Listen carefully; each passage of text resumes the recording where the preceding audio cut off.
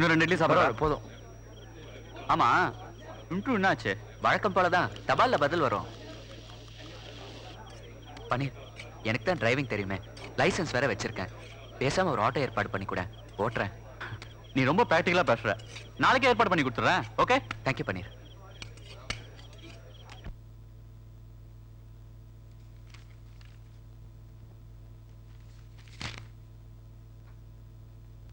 Disturb பண்றேன்னு நினைக்காதீங்க. உங்ககிட்ட ஒரு முக்கியமான விஷயம் பேசணும். என்ன? உன் தங்கச்சிக்கு ஏதாவது இன்டர்வியூ வந்திருக்கா? அது இல்லைங்க, சூர்யான்னு ஒரு பையன். ஓஹோ, காதலாக்கும். நீங்க நினைக்கிற மாதிரி காதல் இல்லைங்க. அது கண்ணை கசக்கிறதும் கர்ப்பத்தை கலைக்கிறதும் இல்லாத காதலுங்கறியா? என்னங்க நீங்க எதுக்கு எடுத்தாலும் குதர்க்கமாவோ பேசிட்டு இருக்கீங்க. அவங்க 2 பேரும் ஒருத்தருக்கு ஒருத்தர் பார்க்காம காதலிக்கிறாங்க. இப்படி ஏகப்பட்ட காதலை நான் பார்த்திருக்கேன். இப்போ உன்னுடைய தங்கச்சி காதலுக்காக நான் தாஜ்மஹால் கட்ட முடியாது. பேசாம தூங்கு.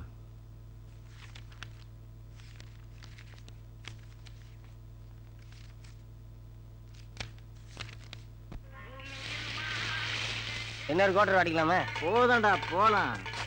எவ்வளவு மாச்சு? 87 ரூபா 40 பைசா. ஏய், என்னடா குந்தின்னு சொல்ற? 87 ரூபா 40 பைசாங்க. அண்ணாத்த 87 ரூபா 40 பைசா. 40 பைசா நீ வச்சுக்கினே 87 ரூபாய் கூட. அடிக்கடி இப்படி பண்ண அப்படிங்க. வேற எப்படி பண்றது? வாங்க டேய். தலால இருக்கிறது அலின் வாடா. ஐயோ, எப்போடா? Omelette omelette. ஏய், எந்திரிங்கடா. டேய், எந்திரிங்கடா. நீ உட்கார் சரியா? யோ, வேலையை பார்த்துன்னு போயா. ஏய், என்னடா முறிக்கிற? டேய், எடா கையா. ஓய். என்ன ஆச்சா? உரா அவன. டேய், உரா. ஏய், என்ன ஆச்சல நீ? உரா.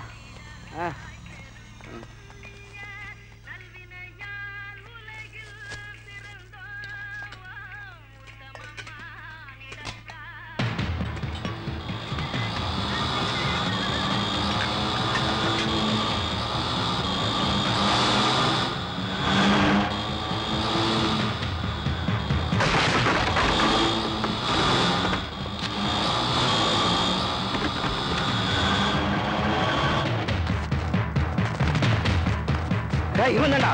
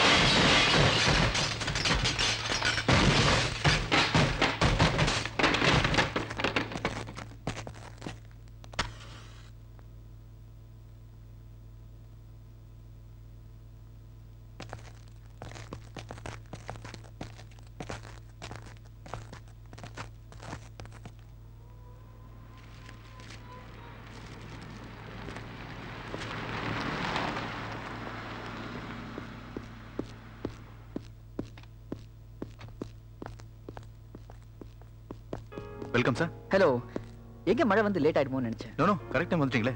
நான் கூட ஆஃபீஸ்ல 3 ஹவர்ஸ் பர்மிஷன் ஆயிட்டு தான் வந்திருக்கேன். I see. ப்ளீஸ் கோ இன்.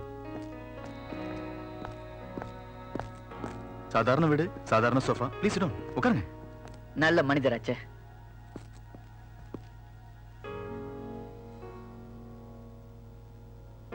என்ன ஜோ ஒரே டென்ஷனா இருக்கீங்க?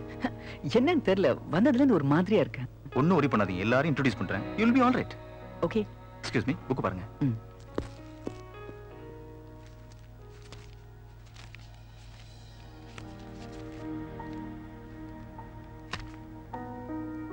வாங்க.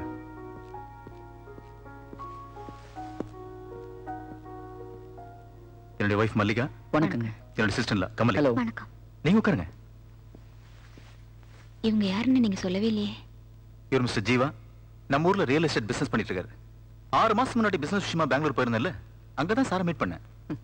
அதே மாதிரி தான் அன்எக்ஸ்பெக்டடா கொஞ்ச நாளைக்கு முன்னாடி ஃப்ளவர் ஷோல இவங்களை பார்த்தேன். மனசுக்கு ரொம்ப பிடிச்சிருந்தது. யாருன்னு கேட்டேன். இவரோட சிஸ்டர்லான்னு சொன்னாங்க. அப்பவே கல்யாணத்தை பத்தி பேசினாரு. அவருடைய ஸ்டேட்டஸ் வேற, நம்மளோட ஸ்டேட்டஸ் வேறன்னு நான் கொஞ்சம் தள்ளியே நின்னேன். மறுபடியும் ஃபோர்ஸ் பண்ணாரு. கமலிக்கு ஒரு வேலை கிடைச்சதுன்னா அது பாதுகாப்பா இருக்குமே நினைச்சேன்.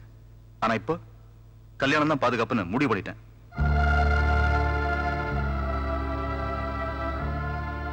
கமலி, சார் காஃபி கொண்டு வாமா? No thank you. சார் சும்மா ஒரு விசிட் வர சொன்னாரு. அது இப்படி ஒரு பிளசன்ட் விசிட்டா மாறும்னு நினைக்கவே இல்லை. 5:30 அதுக்குள்ள இருட்டுச்சு. ஊட்டி கிளைமேட்டை நம்பவே முடியல. நான் அர்ஜென்ட்டா கிளம்பணும். நான் வரேன். Right sir. கமலி, உங்களை எனக்கு ரொம்ப பிடிச்சிருக்கு. என்ன உங்களுக்கு பிடிச்சிருக்கான்னு தெரியல. மனசுல என்ன இருக்குன்னு முகத்தை பார்த்து தெரிஞ்சுக்கிற சக்தி எனக்கு இல்ல. இது என்னோட விசிட்டிங் கார்டு. நீங்க என்கிட்ட ஏதாவது பர்சனலா பேசணும்னு நினைச்சீங்கன்னா தயக்கம் இல்லாம பேசலாம். மிஸ்டர் சேகர், நான் வரேங்க. நானும் வரேன். You please stay. வரேங்க. வாங்க சார். See you.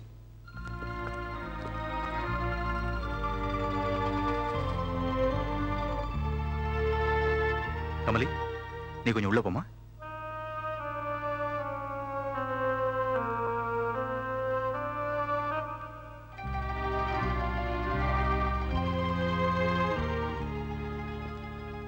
கமலி கண்ணுல கண்ணீர், உன் முகத்துல குழப்பம்.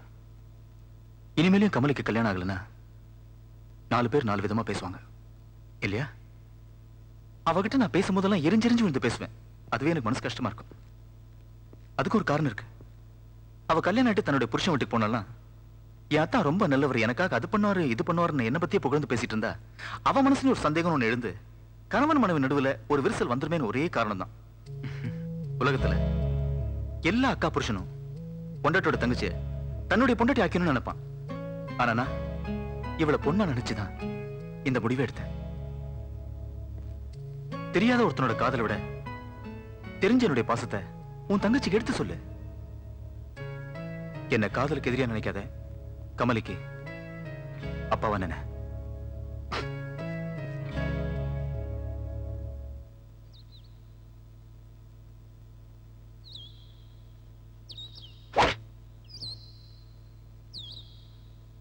ஹலோ கமலி, எங்க எவ்வளவு தூரம்?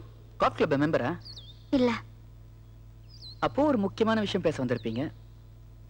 வாங்க பேசிட்டே போவோம்.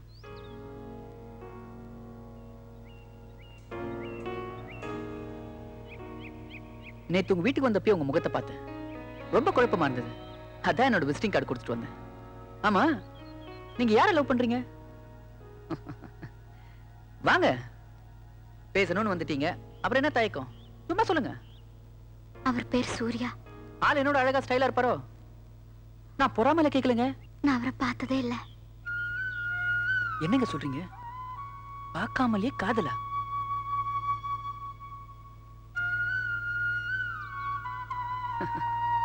இப்போதாங்க உங்க மேல எனக்கு அதிகமா காதல் வருது. ஹோட்டல் சினிமான்னு சுத்தி சீரழி காதலுக்கு நடுவுல இப்படி ஒரு காதல்னா உங்க காதல் மேல எனக்கு பொறாமையும் வருது. இந்த காதல் எப்படியா தோத்து போய் நானே உங்களை கல்யாணம் பண்ணிக்கணும்னு ஆசையும் வருது. சூர்யா எல்லாமே எனக்கு வாழ்க்கையே இல்ல. நான் ஒதுங்கிட்டேன், உங்களுக்கு சந்தோஷம் அதானே சொல்ல வரீங்க? நீங்க என் மாமா கிட்ட சொல்லி நான் மெட்ராஸ் போக பெர்மிஷன் வாங்கி கொடுக்கணும். எதுக்கு? சூர்யாவை தேடி கண்டுபிடிக்க. சூர்யா எங்க இருக்காருன்னு தெரியாத? மெட்ராஸ்ல இருக்காரு, ஆனா எங்க இருக்காருன்னு தெரியாது. சரி, நான் உங்களுக்கு பர்மிஷன் வாங்கி தரேன். சப்போஸ் சூர்யா கிடைக்கலன்னா நீங்க என்ன கல்யாணம் பண்ணிப்பீங்களா? சொல்லுங்க. நான் தேடிட்டு இந்த ட்ரெடிஷனல் இந்தியன் கேர்ள் நீங்க தான். உங்களோட வாழறது எனக்கு நிம்மதி தரும்னு நான் நினைக்கிறேன். ஆனா உங்க நிம்மதி வேற இடத்துல இருக்கு. ஓகே, மெட்ராஸ் போய் உங்க சூர்யா கண்டுபிடிக்க நான் பர்மிஷன் வாங்கி தரேன். பட் ஒன் திங், நான் கடவுளை வேண்டிப்பேன்.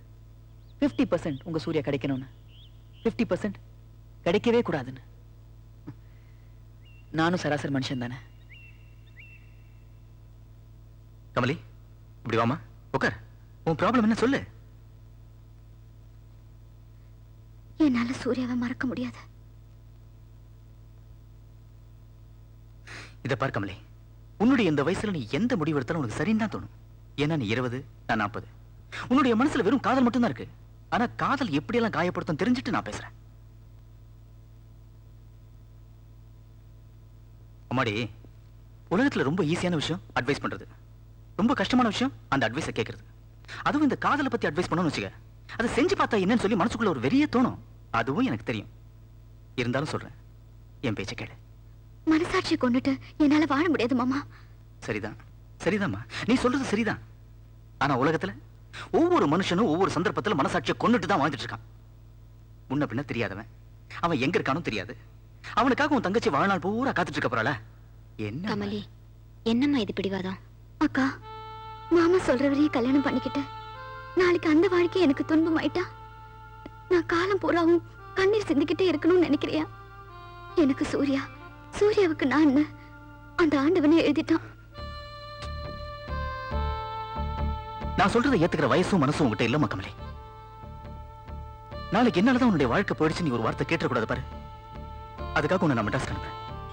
நீ ஒரு வாரம் எடுத்துப்பியோ, ஒரு மாசம் எடுத்துப்பியோ எனக்கு தெரியாது. உன்னை பொறுத்த வரைக்கும் நான் ஒரு நல்ல தகப்பனா தான் நடந்துட்டு இருக்கேன். அதே மாதிரி நீ ஒரு நல்ல மகனா நடந்து என் மனத்தை காப்பாத்து.